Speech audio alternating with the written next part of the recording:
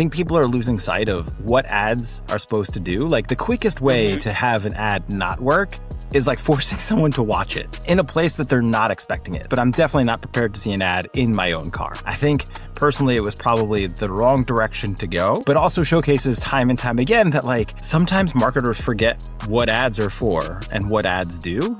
Just because you can put an ad there doesn't mean you should put an ad there.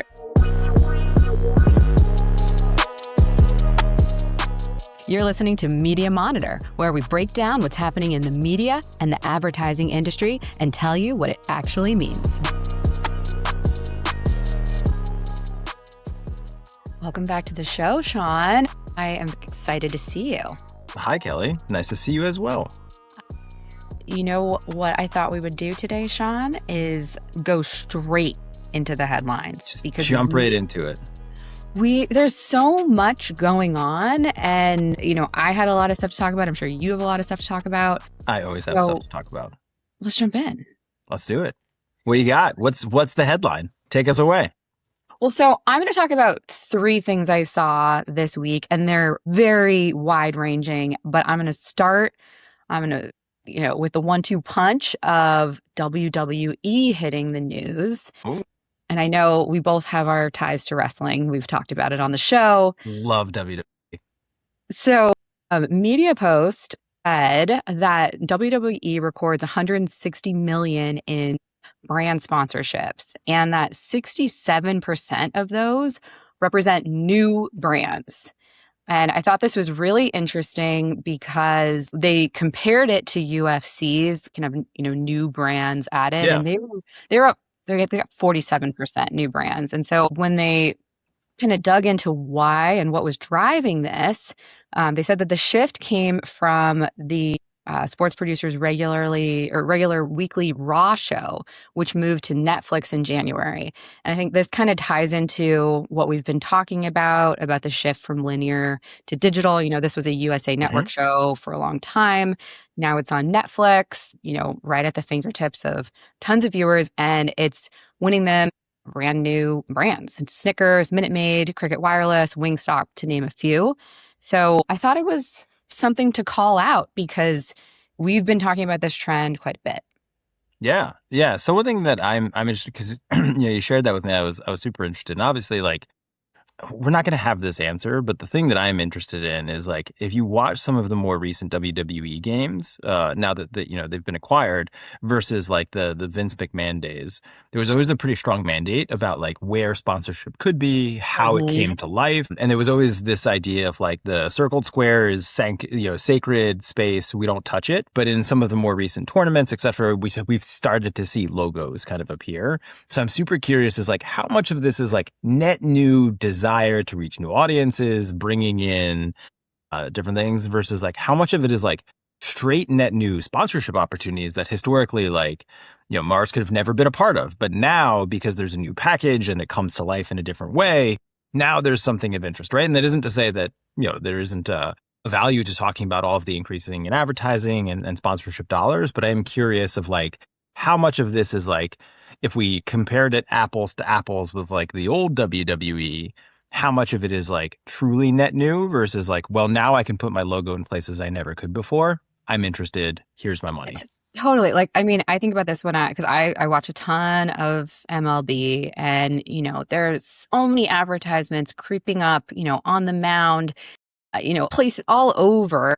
And I, admittedly, I don't watch a ton of wrestling, but I do know about it. And so I'm wondering, like, is there a branded ladder in a ladder match all of a sudden, and someone who's got a brand that has a climbing ladder kind of parallel ladder, as opposed to a flat ladder. I mean, you know what I'm saying? So like, I feel like there are a ton of opportunities in here. So yeah, for sure. Right. And I think that's kind of like the new thesis to WWE's management is like there's a lot of ways to make money that had historically not really been right. The old model was like, look, we could do some sponsorships, but otherwise it's like straight advertising, you pay for rights, that kind of stuff. So yeah, curious. But in the vein of ads everywhere, I thought I could also bring up something. And I had actually seen this weirdly enough on LinkedIn probably about 3 weeks ago. But I just kind of came across it again. An article I was reading that BMW recently did this push where for all of the new model BMWs that have like the big touchscreens, everyone got to see this new branded, Spider-Man ad.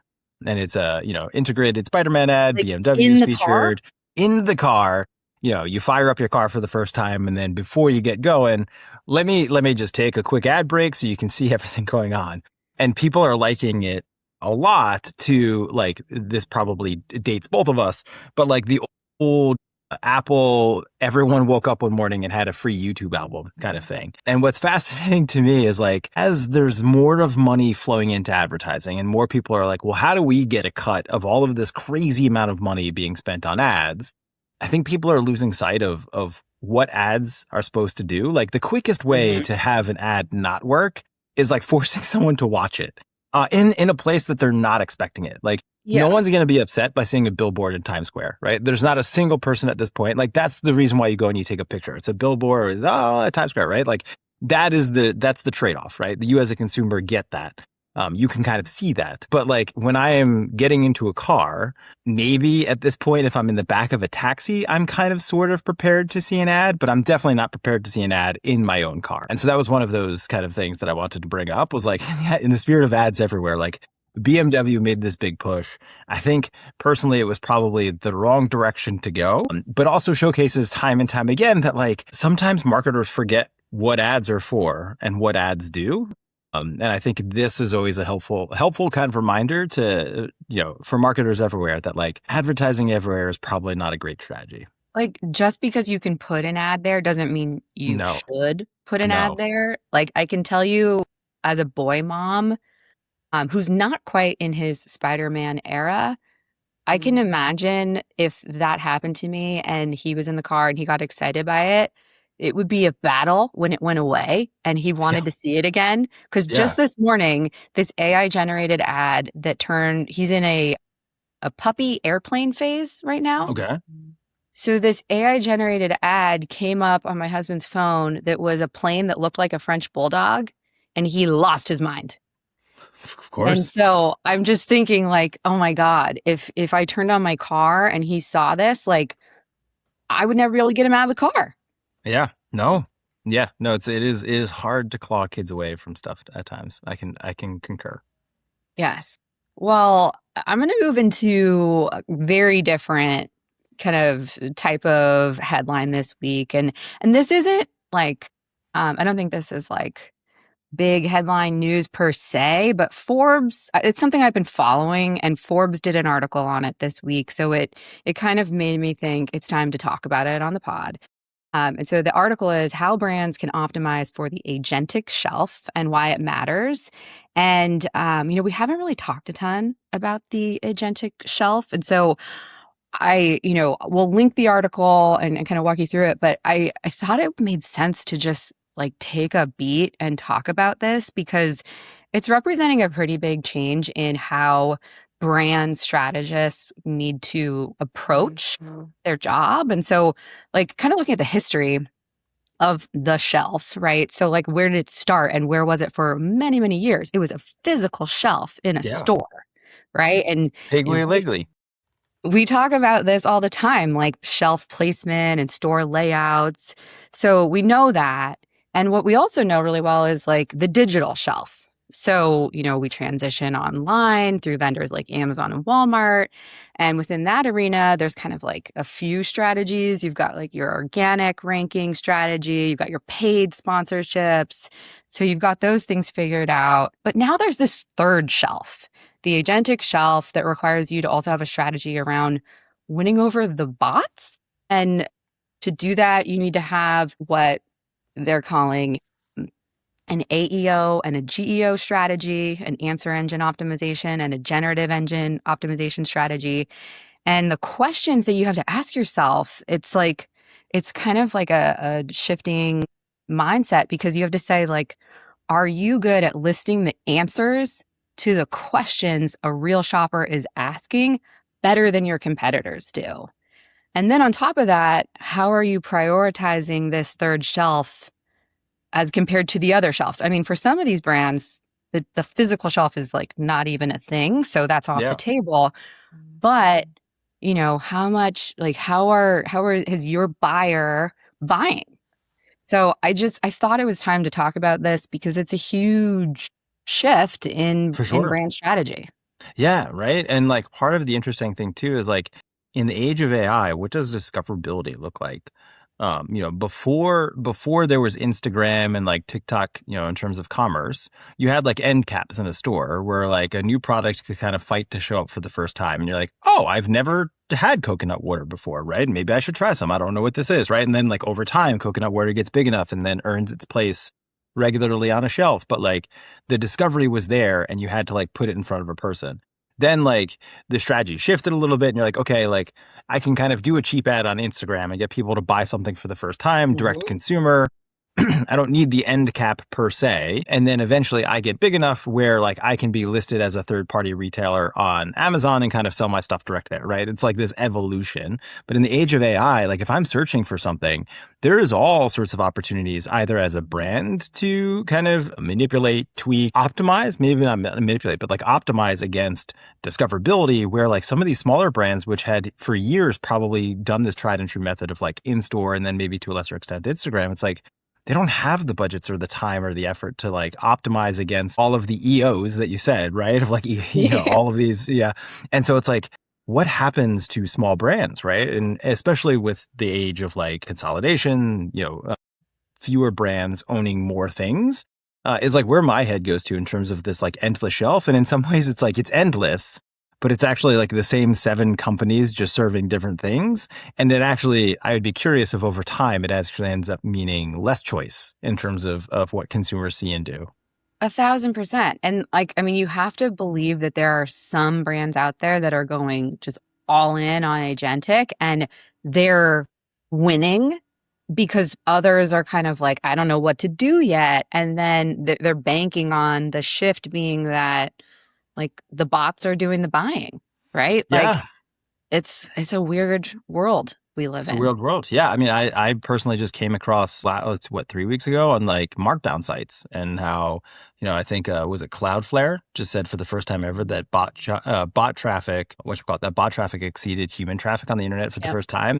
And we're not going to get into dead internet theory here, but there is now this isn't even like a theory at this point, but it is a legitimate kind of world in which bots outnumber people, and increasingly the internet is being shaped around how bots want to interact with it rather than humans. And that to me is a very weird concept, growing up with the Mhm. idea that like the internet was going to change everything. And I it's know. like the internet now is for robots. And it just feels weird. There's I'm no with other you. way for me to describe it. So I couldn't agree more. So what else did you see now that I've gone deep into my no, third shelf? no, it's actually, what's so funny is we did not plan each other's headlines at all, but perfect segue. I also want to talk about retail media. There you So go. it's like it is this weird. So Work, they're a UK body. They do their own research. They publish articles. They're great. There's a lot of like research that they do. But one of the things they do is forecasts. And I saw recently they came out with a forecast to say that collectively retail media ad spend is going to reach $200 billion this year, USD globally. And the headline itself makes me kind of like shake a fist at the world, like old man yelling at the sky, because it's all of these headlines that from years of forecasting, building all of these things that drive me crazy, is like it misses so much nuance and detail that I'm deeply skeptical that like retail media is truly Mm. a $200 billion ad business. My big go-to is like how much of like Walmart and Amazon's business is kind of just being dumped into retail media. And the reason why I'm highlighting it and the reason why it's like you want to get into the weeds on some of these things is it's a fundamentally different strategy to build product, to figure out what is your commerce strategy as a publisher to Hmm. counter retail media in a world where like it's $100 billion business globally is a very different competitive threat than when it's $200 billion.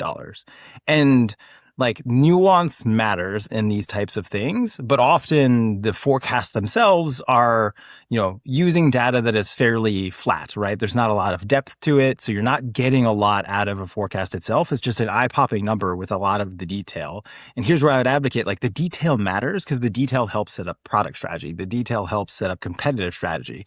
And when it's $200 billion, that's a very fundamental different conversation. And even like I was reading through the article, it's like, well, if you remove Amazon, kind of retail media is expected to decline to 10% of their overall forecast, which again, to me is like Amazon. I will go toe to toe with anyone that says this. Amazon is not a, 190 where what's 10% of 200 billion, 20. So it's not a $180 billion business. Like I will go toe to toe with anyone in terms of retail media. Do they have advertising that is there? Yes, right? Like advertising, but advertising is not retail media. I don't want to kind of continue ranting because it's just going to sound like I'm complaining, but like it's one of those things where like the reason why I like working here and like getting into the weeds is like you can actually start to differentiate like what is truly retail media spend? What is just dollars flowing through Amazon's DSP? What is the stuff landing on Prime Video? I would argue that like those aren't being bought the same. It's not the same strategy in terms of buying them. So trying to treat those as retail media dollars is like ludicrous, especially because we've talked about like coming from a bev alcohol background, coming from a grocery retailer, like Pacom stuff in store matters and functionally is very different than like a video ad. So treating it the same is also one of those frustrations that I have. It's rant over. I'm done. It's just I've tired myself out, but that's. I hear your point though, because like we talked about this before, retail media it's really interesting, but it has a ceiling. Yeah. Right? There's only so many things that you or I are going to be part of with subscribing to these networks. And so, I think overstating its growth is a mistake. And I think you're right to call it out. Yeah.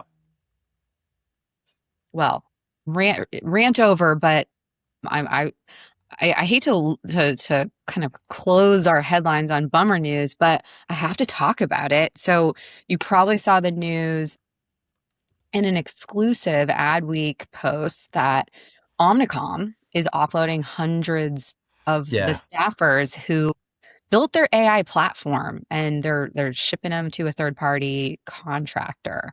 Yeah. So they cited it's 468 employees across U.S., U.K., India, and Malaysia, and 50 of those employees are in the U.S. But I mean, this is kind of like that Ford story all over again. Like I'm thinking, these people built this thing, and it's working, so you don't need them. Like that, there's no way that that's true. And from my perspective, so I'm very number one, I'm sorry that this has happened to these individuals, and number two, I bet you they're going to ask for you to come back.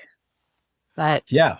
If this is like the Ford model, fingers crossed, hopefully it is that direction. But yeah, it is kind of sad, right? To your point, it is upsetting, and hopefully something that comes from this is like a balancing in terms of jobs, AI, all of those things. So yeah, I mean, I think every company that every person I talk to who is obviously changing the way they work with AI. I keep hearing this framing that AI is kind of a work partner, and it's making the individual contributor better at what they're doing, but it's not faster, replacing them. Yeah. It's just kind of improving their output from a few different levels, or just adding to it. Well, exactly. Yeah, that maybe too. Not even improving, just adding it, but if there's across your core competencies that are required for your job, if there's an area that you're weak, a lot of times AI can kind of fill that gap, level the playing field for you and your peers, and just get everybody kind of humming. But it's not doing your job. You're still directing it. So, for sure, had to talk about it, but it's bummer news. I don't like when my headlines are bummer news, but we got to report. It is worth talking about, though. Yeah, for sure. Yeah. So that's what I had for us this week. Yeah, I think that's a good place to stop it. Nice and tight. Jump right into the headlines. So Yeah. And again, that's feedback straight from listeners who responded to our survey, told Yeah. us they love hearing the headlines. It helps them kind of be informed about what's going on from a wide range of topics in our space. And if there's something specific that you'd like us to touch on, don't hesitate to reach out. Highly receptive to that. 100%. And yeah, and less banter, because that was also some of the commentary. So we won't get rid of it entirely, just less. So. And with that, we will wrap it up. So thanks, Sean. Thanks so much. Talk to you next week. That's Media Monitor. Follow us and subscribe wherever you get your podcasts every Wednesday for a new episode. And as always, thanks for listening.